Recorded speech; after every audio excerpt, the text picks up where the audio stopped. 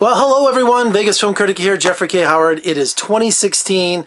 We're starting a brand new movie season, saying goodbye to 2015 and over 250 movies. Whew, I was exhausted. Had a nice 2-3 weeks off, no movies, and nothing to worry about. It was just great. You know, I caught up on Netflix stuff and just, you know, I had no pressure of going to the movies. I was going like 3 or 4 times a week, sometimes seeing 3 movies a day.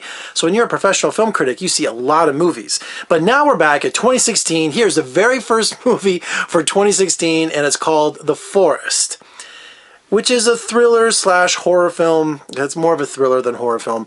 And, you know, January and February are always dumping grounds for movies like this. I mean, in the past, if you just look back anytime in January and February, sometimes March, at the beginning of the year, they just throw these movies out. We're still riding the wave of award season, you know, Star Wars and all these big Academy Award hopefuls. You know, they're still trying to push all those.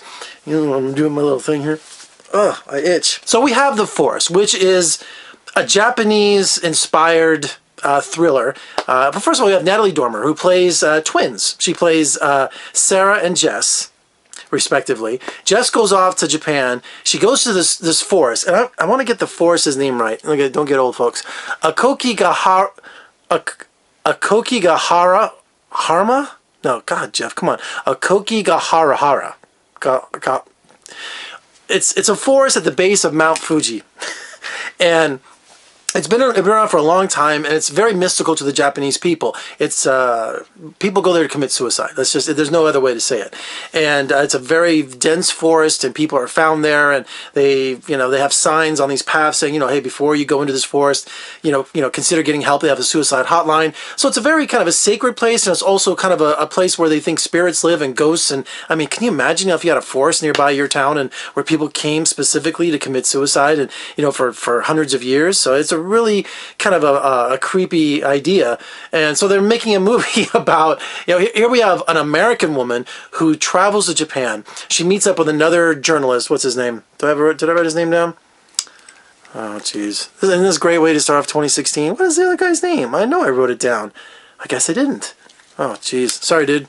Anyway, she goes over there specifically to find out what happened to her twin sister. And of course, the movie takes forever to set up. I mean, we set up these characters. We set up, don't go into the mountain. It's almost like a American Werewolf in London. Stay off the moors. They're like, stay on the path. You don't want to be in this forest at night. Okay? And if she didn't go into the forest, we wouldn't have a movie. But this hour-and-a-half movie takes a good, God, what seems like 45 to 50 minutes. I mean, the first 2 acts are just setting all this up. And we finally get into the forest, and it's just jump scares. It's just like you're sitting there and a Japanese schoolgirl come, out of nowhere, or you see someone being, hanging by a tree, or you see a little old woman who turns into, a vicious face, and that just goes over and over. I mean, like you're kidding me, right? Because the characters aren't fleshed out. They're not. The whole movie it's like a one-trick pony with the sister and trying to find her in the forest.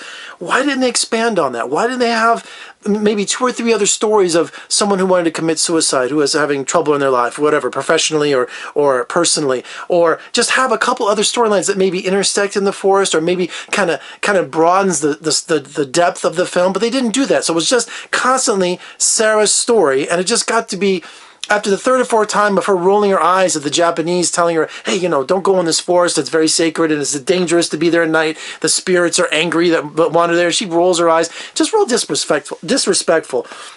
That's another thing that happened in the forest. It's just in bad taste to make a movie like this where she goes in there and just tramples on their traditions. She goes in there and just has no disregard for their customs, and just being the arrogant American that goes over there. And not only that, just maybe it should have been like a Japanese character instead, So what else did I write down here? I had that bad taste, jump cuts.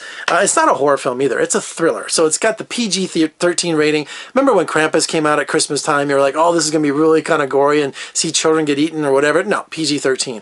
Goosebumps, PG-13. It's kind of like along that line. It's like, younger people can go see it and kind of like, you're talking like 10, 12-year-olds and be scared.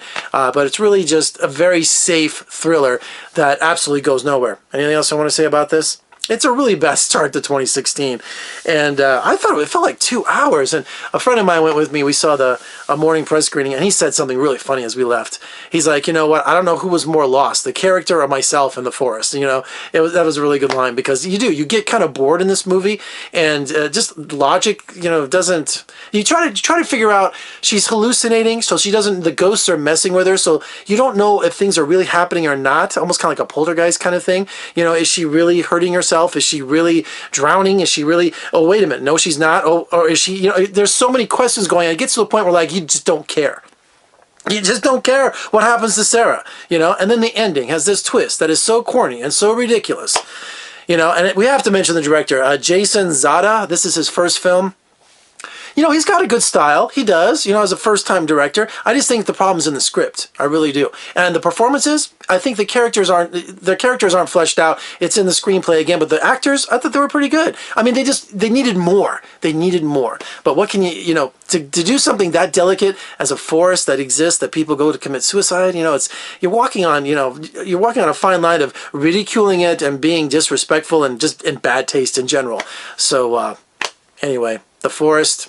Cut it down, plow it up, and make some affordable housing and stuff like that. All right, for more reviews and interviews, just surf on over to my website at vegasfilmcritic.com. Also, if you like what you see, give me a thumbs up, subscribe right there, and share. I would greatly appreciate it. And thank you for joining me on this journey for 2016. It's going to be a long year. I'm Jeffrey K. Howard. I'll see you next time.